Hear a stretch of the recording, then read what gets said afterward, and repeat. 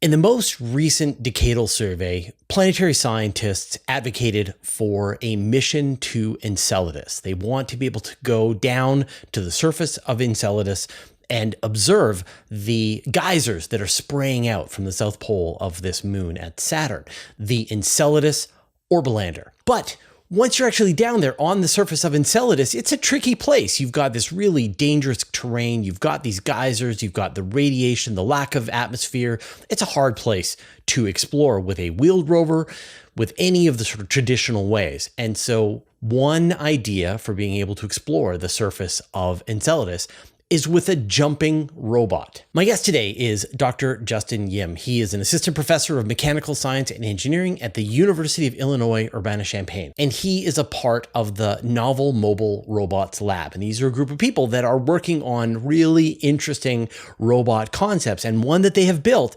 is a hopping robot that can jump around on one leg.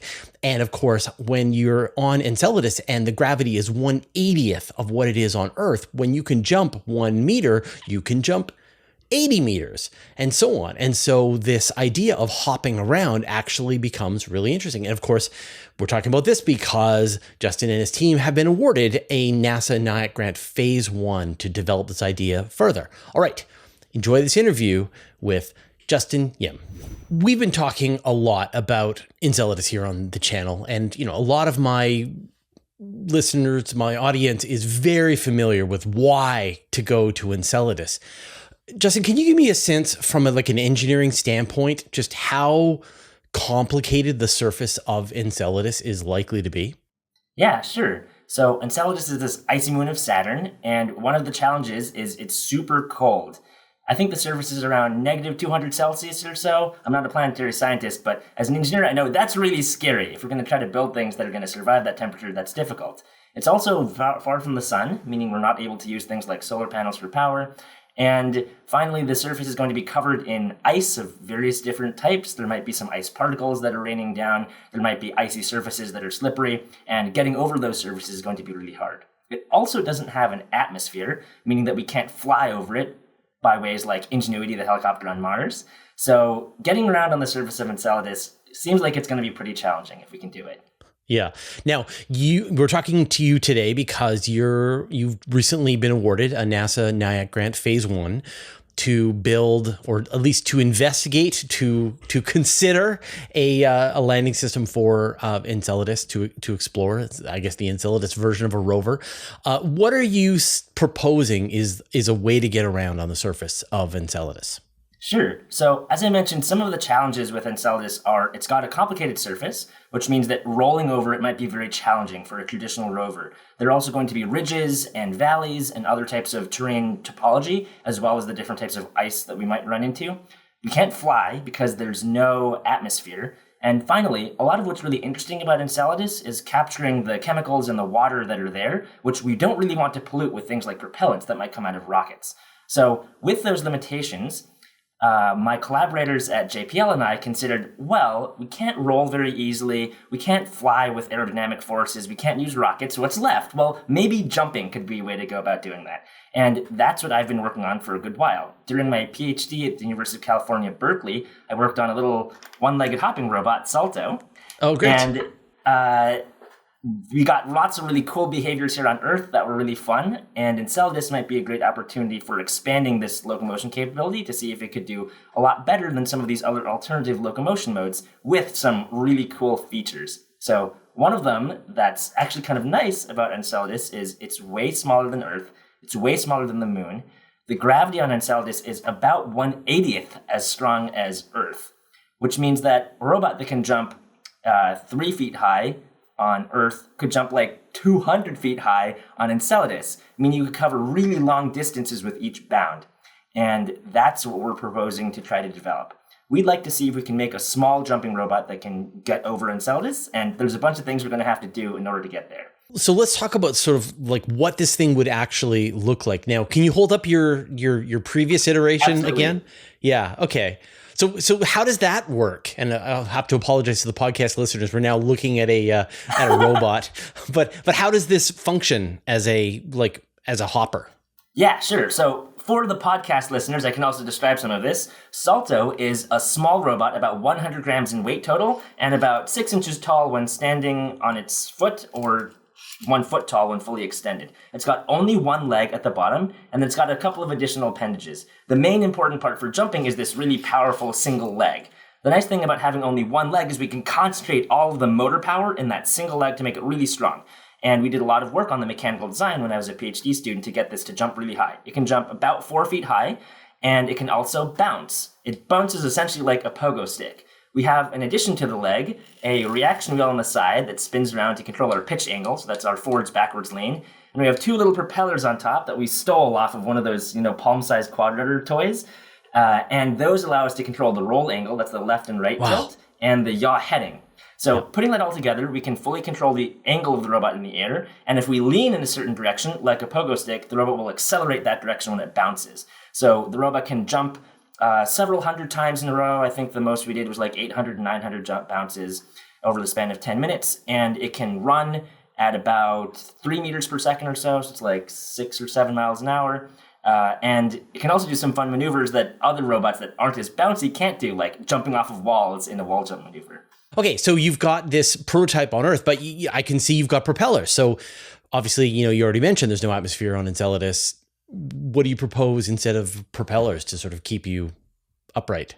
There's a few things that are challenging with trying to get a robot like SALTO working. The first one, as you mentioned, no aerodynamic forces. We can't use propellers. So we need an alternative method for doing our attitude control for roll and yaw. And specifically, we thought we might be able to get a couple of different things out of this change. Maybe we could kill 2 birds with 1 stone, as the saying goes. The reaction wheel works really well for the pitch control. And so we thought, all right, if we use 2 angled reaction wheels, we could control both the pitch and the roll at the same time. We decided that 2 seemed like a pretty good number because while we can control pitch and roll, perhaps we wouldn't be able to control yaw as well. But with the robot jumping around one leg, this is actually sort of an omnidirectional robot. We can jump forwards, left, right, backwards, all equally well, so the angle of the robot's heading doesn't matter so much. As long as we can control the roll and pitch, we're in good shape. So 2 reaction wheels should be the right number for controlling that. And as an additional bonus, if we make these reaction wheels wheel-shaped, like a circle, rather than this kind of stick with 2 weights at the end as it's currently built, it can also act like a real wheel, which gives us a few benefits. 1, it can act like a shell to protect the robot if it stumbles.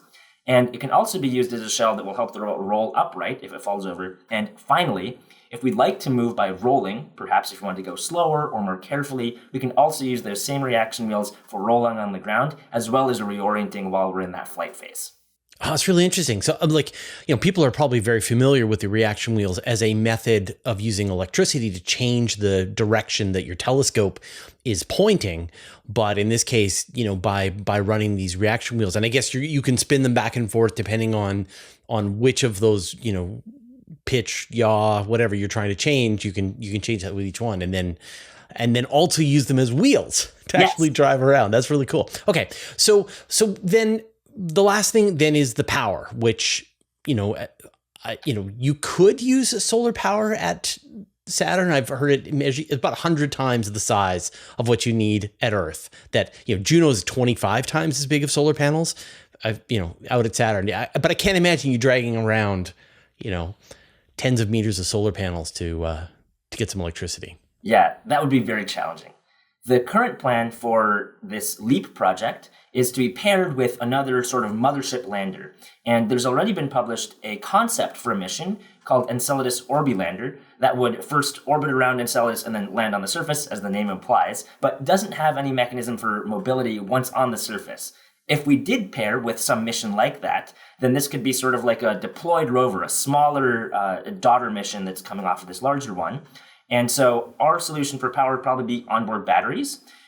If we are able to go back and dock with the main lander, we might be able to draw some power off that for recharging. But because it's so hard to get sunlight so far from the sun, it wouldn't be very practical to try to mount solar panels on a robot that's intentionally small enough to be a payload on another main lander. It seems kind of like Ingenuity as a partner to Perseverance, but in this case, instead of it being a helicopter, you've got this little jumper. But even so, if solar panels are the issue, time, it can work in your favor eventually. That with Ingenuity, it had a very small solar panel on top of it, it just had to wait a long time between being able to charge. And so with Saturn, you just have to wait longer, but you would still theoretically, I guess, collect energy eventually that you could use.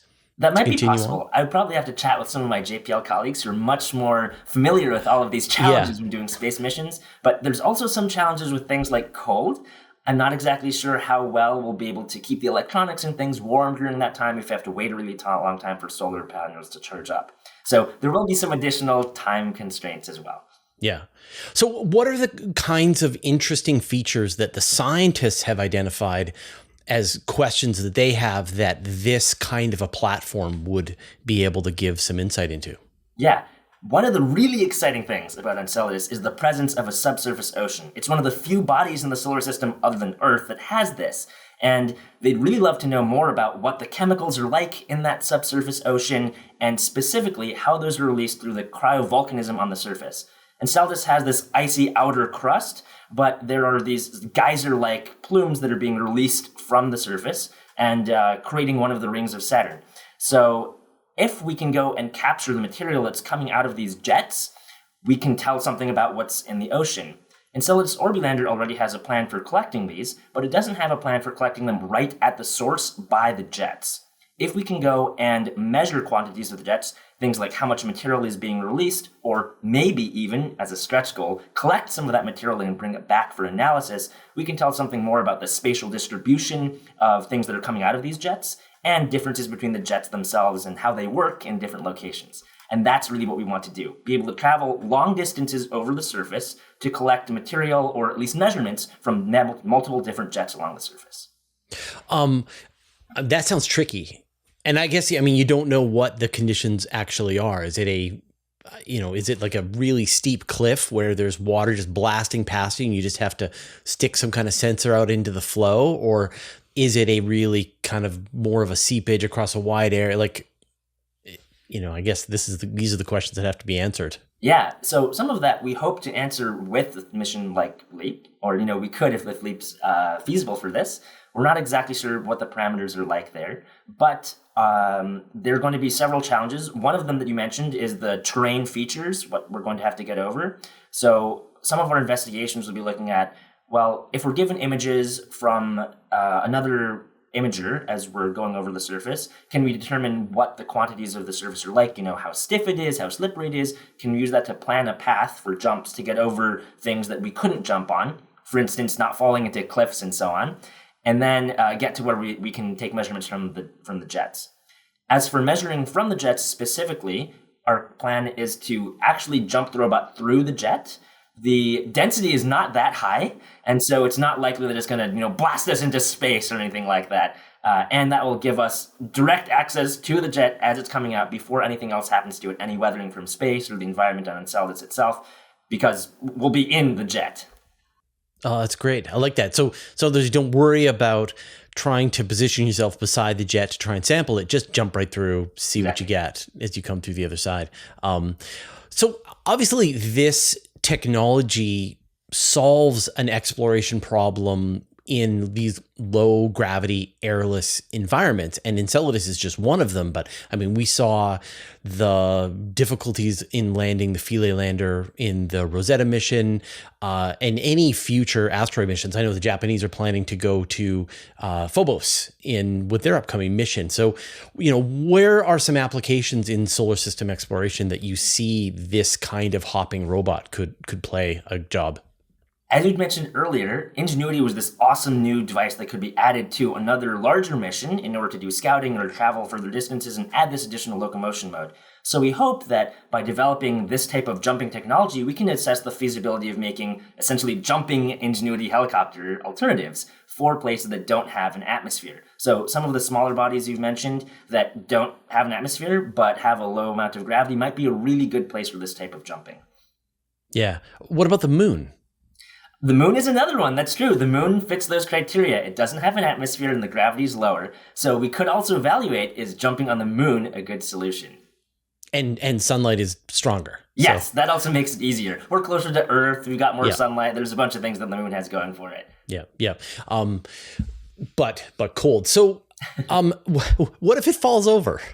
Yeah, so that's one of the major things that Salto can't do. Salto can wall jump, it can balance on its toe, it can stick a landing like a gymnast, it can go for 10 minutes of hopping continuously, but it can't get up if it falls over. And of course, you don't want a deal breaker to be, oh, my robot tipped over, if you're going to spend a lot of money getting your robot out to some other moon. So that's one of the reasons why we're considering these reaction wheels. If we can give it this large rounded shell, there are a couple ways we could make it balance upright. Or so one of them is if you've seen those sort of weighted toys where you've got a big round surface with the weight at the bottom, it'll naturally right itself on a flat surface to come upright. But you also don't totally want to rely on those types of things if you might be stuck on a more complicated surface with ice and other features. So by spinning these wheels, we can also accelerate the robot in order to point the leg down and then balance again in order to go jump.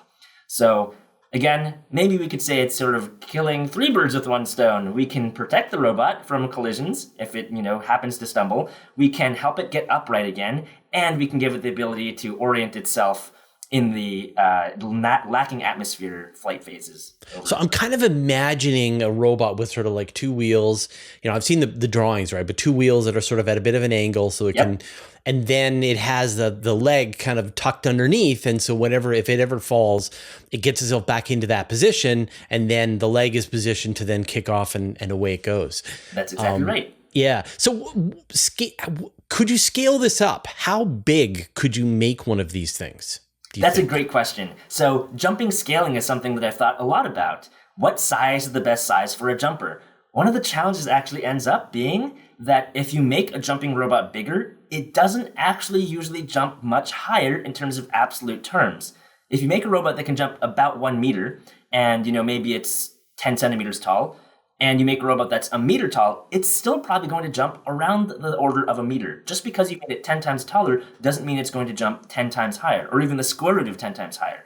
And part of the challenge here is the scaling of actuator power and the scaling of mass. As things get bigger, they get heavier, usually related sort of to the cube of the length, since the weight is related to the volume. And this means that as you make your robot bigger and bigger, while you can carry more things, the benefit of the jumping gets smaller and smaller. For example, if I have a really big 10-meter tall robot, but I can only jump maybe a couple of meters high, there's not much reason to do that. I might as well just take a step if my legs are long enough, right? So small is really where jumping shines. And as a consequence, I think the sort of sweet spot for how big you want to build a robot for making these jumps, it kind of depends on what gravity situation you're in, but at least on Earth, the size scale of sort of about a foot and maybe a pound in size or so is kind of that sweet spot. You can get a little bigger than that. Of course, you can get a lot smaller than that, but too much bigger than that, and the benefits of jumping start to fall away. On Enceladus, because the gravity is so low, jumping might be beneficial at larger sizes for longer. Even if I am 10 meters tall, but I can jump 100 meters high, that's still worth it. So that, I think, might mean that you could make larger systems jump if they're on lower gravity. But there is a second part to this challenge with making bigger jumpers. And that is what some people call the Haldane problem. There's these sort of thought experiments of dropping increasingly large animals off of very high heights and how injured the animal becomes when it hits the ground. The bigger you get, the more fragile you are, generally. If you drop a cockroach off of essentially any height, it's sort of indestructible because its terminal velocity in the Earth's atmosphere is so low, it just can't get hurt by how fast it falls. The bigger you make the robot, the more susceptible it's going to be to breaking when it hits something. So again, even though the gravity is lower on these other planetary bodies, the speed that you jump at is still the same. The speed that Salto or Leap would jump, we're planning on being relatively similar. The only difference is the deceleration is so much slower that same velocity carries you much further. On the other hand, though, whatever speed the robot hits the ground with on Earth is the speed it's going to have to hit the ground on Enceladus with. And if it's not able to take that impact and it's going to get damaged, that's still going to be a problem. So again, for that reason, much bigger than a few pounds in size starts to get a little challenging because, imagine dropping something from 4 feet high on Earth. That's the same type of impact it's going to feel if it jumps with the same energy on another body as well. So then the opposite question, how small could you go? The size scale, I think, is great for all the jumping things I've mentioned. Your relative jump gets a lot bigger. Your robustness to impacts get a lot bigger. But of course, the major downside to getting smaller is I can't carry as much stuff. My payload gets smaller and smaller. So one of the other things we're investigating with the Leap project is also what should we be carrying? What types of sensors will be most useful? What types of processing and planning are we going to need to do to get over Enceladus to carry out these scientific measurement missions? Right, right. And I mean, that idea of being able to actually measure those plumes in situ with devices that are on the leaper itself would be a really good target to try and hit. And those things aren't necessarily that light, dragging along a mass spectrometer or some kind of gas. So we're probably not going to carry out the big guns on the little robot, but, simpler things that will be able to get, mass flow rate or small cameras and things, definitely possible. Yeah, that's really interesting. So, as I mentioned in the beginning, this is a NASA NIAC grant, and this is a phase 1, so these are very exploratory. What are you hoping to deliver with the end of this initial phase 1? The work that we're doing is largely looking at what types of things are we not sure about being feasible on Enceladus, and how can we be more sure about that through either theoretical studies or experiments. So I've already talked a lot about the reaction wheels. We'll also be looking at things like what types of feet are we going to need to use if we're going to be jumping on icy particles. We'll do some testing at JPL with simulants of granular materials to see kind of how this might behave. We'll be looking at theoretical studies for how accurately we can jump and what types of sensor packages might be required and might be feasible on this type of platform. Through this study of a bunch of different of these subcomponents, attitude control, jumping interaction with the ground, sensors, processing, and so on, we can figure out, do we have the technology now? What types of things do we have to do next in order to make this a real feasible project? That's interesting. I could see, that if it's very sandy or slippery, then that totally changes the, how much power you can expect to get from each leap. Exactly. And you have to change the, some kind of claw or crampons or something, which is different. Yeah. So if you take a look at our illustration, kind of artist's conception that I drew, indeed, we did put some little crampons in the bottom for that reason. Right. But then the question is, how well do crampons work in ice that is 200 degrees below freezing? Exactly. That is as hard as rock. So as hard as granite. But it all sounds great though, and that's kind of half the fun of it. So Justin, what are you obsessed with right now? I'm really obsessed with robots that move in weird ways. The name of the laboratory that I founded here just a couple years ago is the Novel Mobile Robots Lab, and we're excited about looking at ways that robots aren't moving right now, but might give us these unique ways to get around in situations that other robots would have trouble with. So jumping, of course, is one that's very close to my heart. I worked on it all through my PhD, and I've got students continuing this through things like the LEAP project. I'm also looking at if we can get robots to walk or run faster, better over rougher terrain, and wiggle or roll or slide in other ways too, including combinations of these, jumping and climbing, jumping and perching, jumping and rolling as LEAP does, and so on. I've got a video, like a half-written video at some point on that exact topic. So I kind of want to at some point plumb your experience with this. That, I've seen NASA has tested out rovers that go on the underside of ice, that roll around upside down on ice. I've seen snake bots and interesting ideas as well. So, are there some kinds of locomotion that maybe people, I don't think people would have thought about this sort of one-legged hopping idea, but are there other forms of locomotion that you think would have real value to solving some problems that currently would allow planetary scientists to get to places they really want to check out? Yeah, okay, so I think there are a few answers to that. First, we can combine locomotion in different ways. There's been some fun recent paper in Science Robotics about a combined flying hopping robot that gets the benefits of being able to fly like a drone, but then improved efficiency actually out of bouncing, increased agility and ability to change directions by using this bouncing leg. So I think combinations of these different types of locomotion modes is really fun. I feel fortunate living in this day and age when people have explored lots of little pieces of these sort of locomotion concepts, and seeing what other in-between spaces we can fit in or ways we can combine stuff, I think is really fun. And actually, on that topic, it turns out that one-legged hopping, while it seems super weird nowadays, was actually thought of a long time ago. Boston Dynamics founder, Mark Rabert, back in 1984, actually made some of the first balancing one-legged jumping robots. Remember that. I've seen them. Yeah.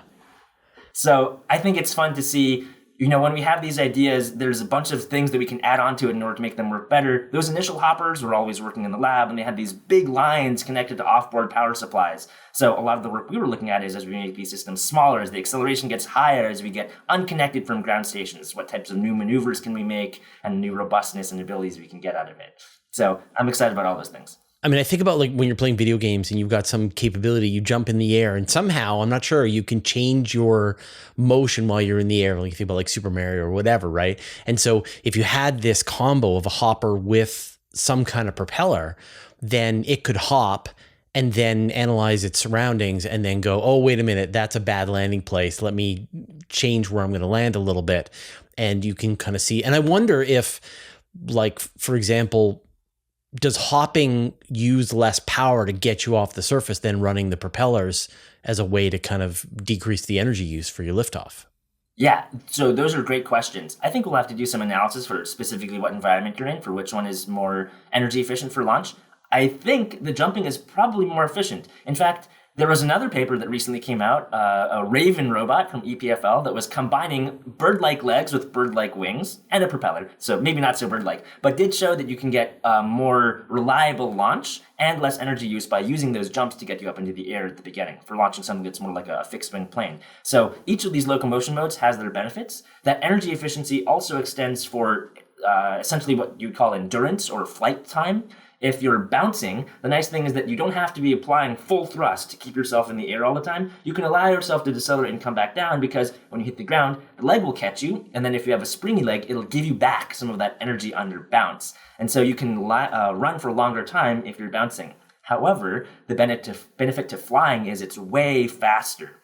Jumping can't usually match the speed of a quadrotor drone, flying full out. And so even though the energy draw is higher, the power draw is higher, the speed is so high that the overall energy to travel a distance might not be so bad. And so if you want to fly really far, maybe you use the propellers. But if you want to stay somewhere and move around a little bit, but do it for a long time, jumping might be better. And by combining these different modes, jumping, rolling, flying, climbing, and so on, you can get the best of each of these to make systems that can do things that other ones wouldn't be able to do.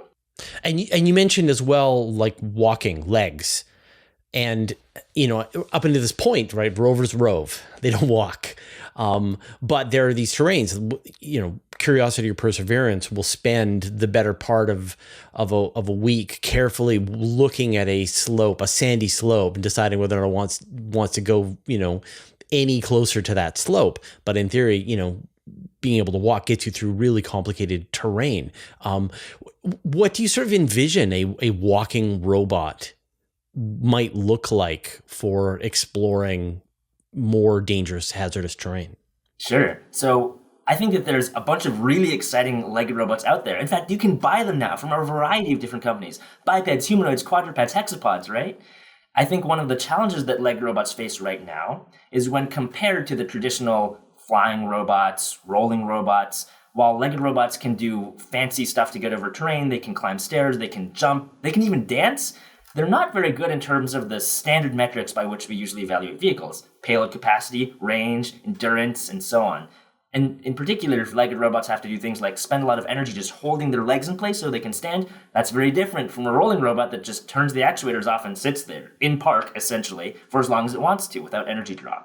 So building legged robots that can still retain the useful abilities of legs, being able to step very carefully to choose where you put your feet and get over rough terrain, with the ability to be more efficient, to last longer, to move faster maybe, like the rolling robots. I think that'd be great. I guess another one is speed too, right? Legged robots aren't able to move as fast as cars, or even really humans most of the time. So all those things, speed, payload capacity, endurance, that's stuff that I think will be really important in order to get robots that will be applicable for things like space missions, where you have to be safe and run for a really long time. Oh, well, when do we get our mecha, I guess, is the big question. Never? Mecha? For humans, you mean? Like the ones that you can Sure. ride in? Yeah.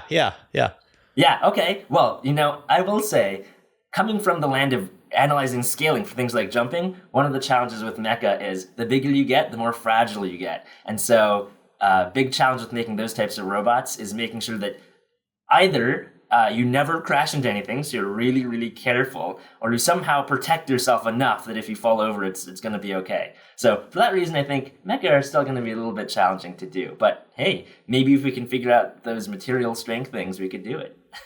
Although they would still probably adapt nicely into a car as well. So yeah. I was, people are always excited about like the future and that we'll get these giant robots walking around with people piloting them. And I don't know, it just doesn't make sense compared to a tractor.